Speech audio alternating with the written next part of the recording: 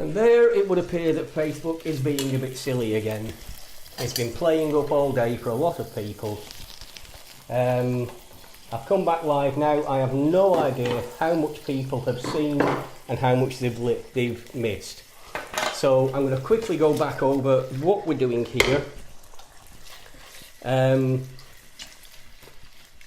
We had a vote during the week. Everybody voted and the majority voted on Singapore chicken noodles.